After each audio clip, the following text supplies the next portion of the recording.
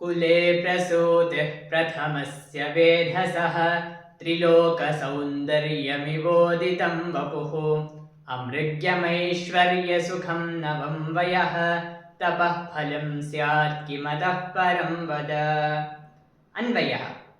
प्रथमस्य वेधसः कुले प्रसूतिः वपुः त्रिलोकसौन्दर्यम् उदितम् इव ऐश्वर्यसुखम् अमृग्यं वयः नवम् अतः परं तपः फलं किं स्यात् वद।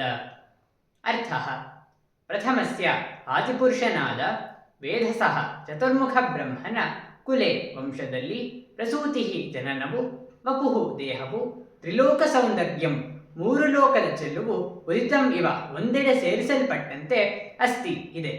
ಐಶ್ವರ್ಯ ಸುಖಂ ಸಿರಿತನದ ಆನಂದವು ಅಮೃಗ್ಯಂ ಹುಡುಕಲ್ಪಡಬೇಕಾದುದಲ್ಲ. ಅತಃ ಪರಂ ಇದಕ್ಕಿಂತ ಬೇರೆಯಾದ ತಪಃ ಫಲಂ ತಪಸ್ಸಿನ ಫಲವು ಕಿಂ ಸ್ಯಾತ್ ಯಾವುದಿದ್ದೀತು ವದ ಹೇಳು. ಸಂಸ್ಕೃತ ಭಾವಾರ್ಥಃ.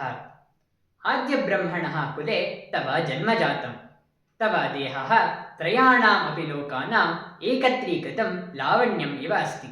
ತವ ಪಿತುಃ ಗೃಹಂ ಅಖಿಲೈಶ್ವರ್ಯಸ್ಯ ನಿಧಾನಂ ಆಯುಷ್ಯತೆ ನೂತನಂ ತರ್ಹಿ ತ್ವಂ ಕಿಮರ್ಥಂ ಕಠಿಣಂ ತಪಃ ಆಚರಸಿ ಕಾರಣಂ ಅಹಂ ಜ್ಞಾತು ಕಾಮಃ ಅಸ್ಮಿ.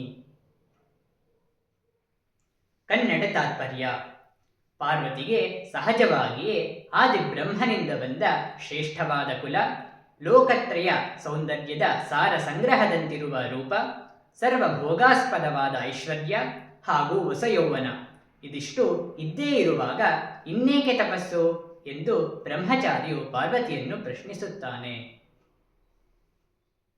English meaning.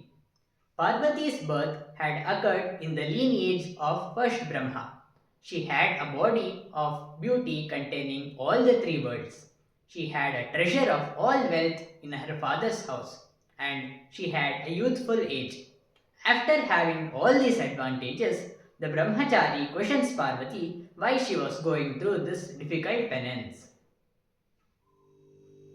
Vigraha Vakyam. Triloka Saundaryam. ತ್ರಯಾಣಾಂ ಲೋಕಾನಾಂ ಸೌಂದರ್ಯಂ ತ್ರಿಲೋಕ ಸೌಂದರ್ಯಂ. ಅಮೃಗ್ಯಂ ನ ಮೃಗ್ಯಂ ಅಮೃಗ್ಯಂ. ಐಶ್ವರ್ಯ ಸುಖಂ ಐಶ್ವರ್ಯಸ್ಯ ಸುಖಂ ಐಶ್ವರ್ಯ ಸುಖಂ. ತಪಃ ಫಲಂ ತಪಸಃ ಫಲಂ ತಪಃ ಫಲಂ. ಪ್ರಸೂತಿಃ ಪ್ರ ಇತ್ಯುಪಸರ್ಗಪೂರ್ವಕಾತ್ ಶ್ರೂಂ ಪ್ರಾಣಿಗರ್ಭವಿಮೋಚನೆ ಇತಿ ಧಾತೋಃ ಕ್ತಿನ್ ಪ್ರತ್ಯಯಾಂತಃ ಶಬ್ದಃ. ಮೃಗ್ಯಂ ಮೃಗ ಅನ್ವೇಷಣೆ ಇತಿ ಧಾತೋಃ ಯತ್ ಪ್ರತ್ಯಯಾಂತಃ ಶಬ್ದಃ.